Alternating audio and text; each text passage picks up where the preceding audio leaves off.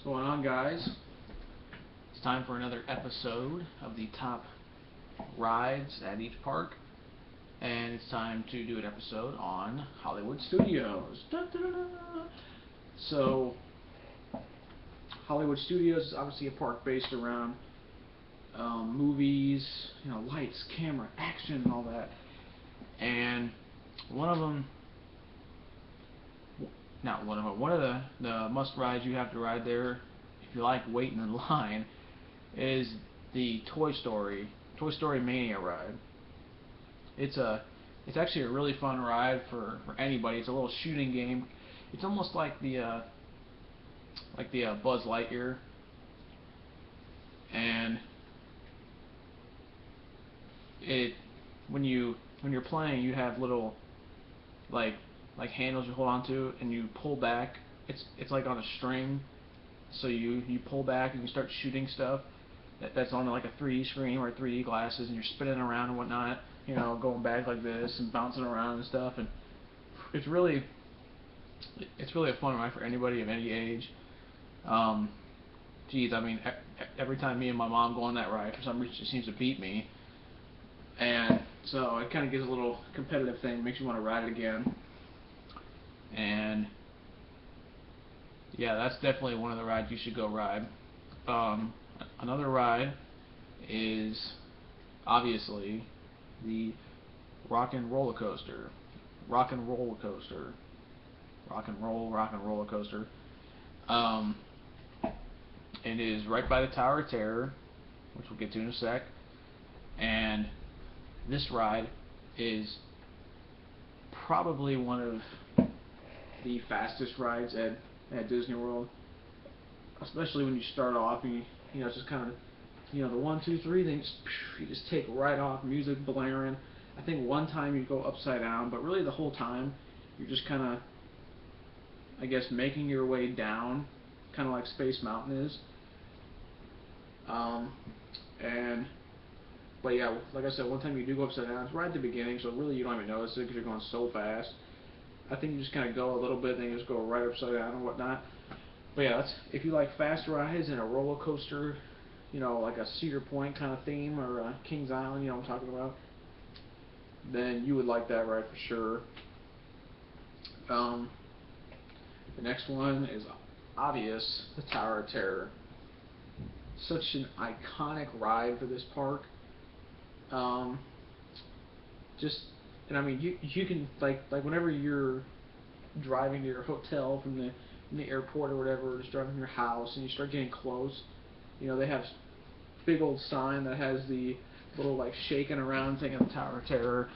And when you're at some parks, you can see the Tower of Terror, the top of it and stuff, and when you're way up top, you can look out and see just everywhere across the park. You get the little snapshot and picture and stuff, and the whole walking up to that is just cool too. I remember one time I wasn't feeling well and I didn't want to ride the ride, so I stepped out of line.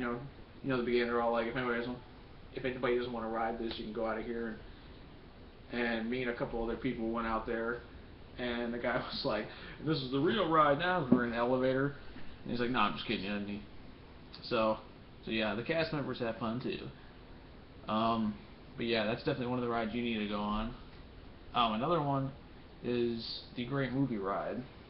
This ride is so much fun to me. It's like one of those rides that kind of like the Carousel of Progress is, where you have to go on it every time. It's just one of those rides that you love seeing all the stuff, and you love seeing the cast members act in there and stuff. And even though it's the same thing over and over again, I don't know. It's just fun for me to watch all that stuff again.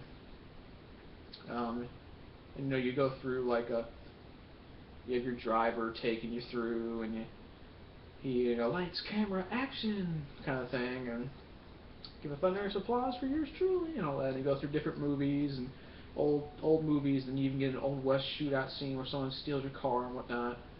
But I won't spoil the whole surprise if you haven't been on it. But yeah, that's Great Movie Ride is definitely one you should go on. And the last one, it's not really a ride, it's more of an experience, which is kind of the title. The American Idol experience. So the American Idol Disney Experience thing is probably the coolest thing you can do there.